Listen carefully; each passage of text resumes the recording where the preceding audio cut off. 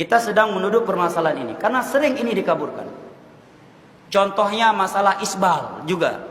Sering nih di media-media dakwah dikabur-kaburkan hukumnya.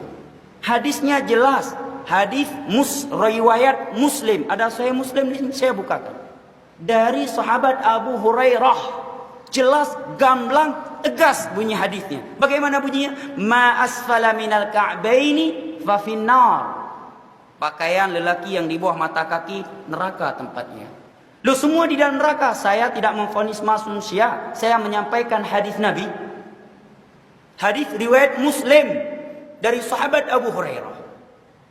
Bahkan dalam hadis Abdullah bin Umar dalam Sahih Bukhari dan Muslim, Nabi menyebutkan thalathatun la yukallimuhullah yaumal qiyamah wa la yuzakkihim wa la yanzuru ilaihim wa lahum adzabun alim. 3 manusia di hari kiamat tidak diajak bicara oleh Allah, tidak dilihat, tidak disucikan, dan bagi adab yang pedih. Nabi sebutkan dari 3 golongan. Al-musbil, yang isbal pakaiannya dari laki-laki. Datang sebagian dai kondang mengkaburkan hukumnya. Kalau dia tidak melakukannya tapi diterangkan hukum sebagaimana garis, silakan. Beda mungkin. Tapi ini dikabur. Kalau enggak sombong enggak apa-apa. Masya Allah.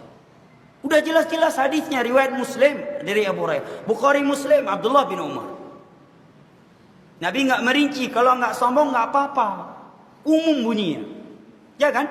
Jelas, gamblang, tegas bahasa Nabi. Bahkan di sana ada riwayat dari Tirmidzi dalam Sunan Tirmidzi dan Abu Daud, bunyinya fa innal isbala minal makhilah. Sesungguhnya isbal itu sendiri adalah bentuk kesombongan, kata Nabi. Enggak apa-apa kalau enggak sombong. Kenapa? Karena dia isbal. Ya.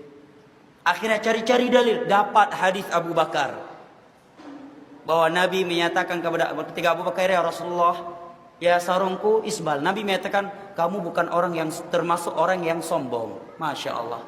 Padahal kalau jujur disampaikan hadisnya, bunyi hadisnya jelas.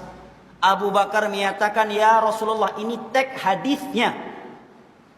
Ya Rasulullah, inna izari yastarkhi. Itu bunyi hadisnya.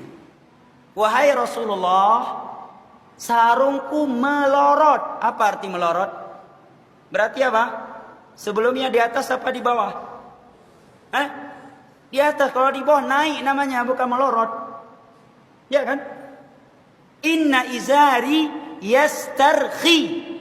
Sarungku ya Rasulullah melorot. Kemudian Nabi menyatakan, kamu bukan termasuk orang yang sombong.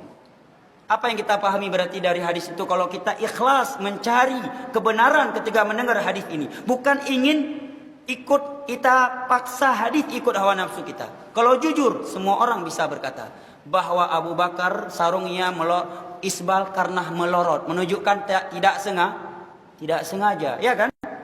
Kedua, Nabi telah merekomendasi, menyatakan bahwa Abu Bakar tidak sombong. Dalam 3 golongan yang Allah tidak akan lihat mereka pada hari kiamat, tidak akan ajak ngomong, ya.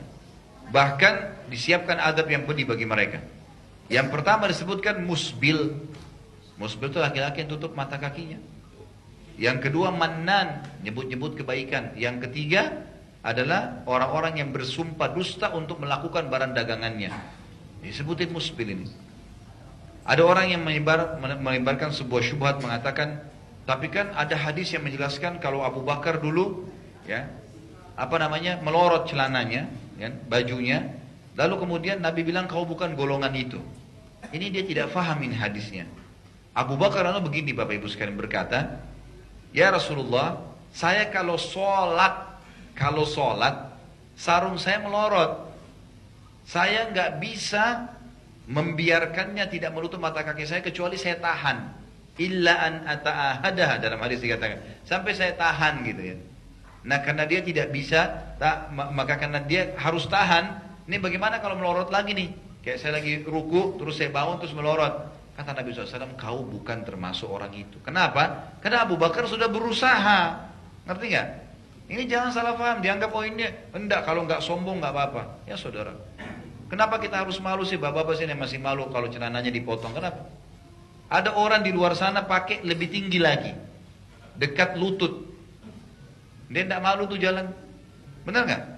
Kenapa kita malu dengan cuma di atas mata kaki? Ini lebih tinggi loh. Ada yang lebih tinggi lagi, sampai setengah paha. Hah? Nggak malu. Kenapa kok kita harus malu? Yang indah di mata seorang mukmin indah di mata Allah. Bapak Ibu sekalian, umur sebentar nih. Kalau mati gimana caranya dihisab? Tinggalin semua masa-masa yang memang kita tidak tahu agama ini, Allah yang merintahkan. Dan ancamannya berat. Imam Madzhabi memasukkan dalam kategori dosa besar tuh. Menutup mata kaki memang nggak boleh, harusnya kita lakukan. Dan ini bukan hanya dalam sholat, tapi dalam setiap keadaan.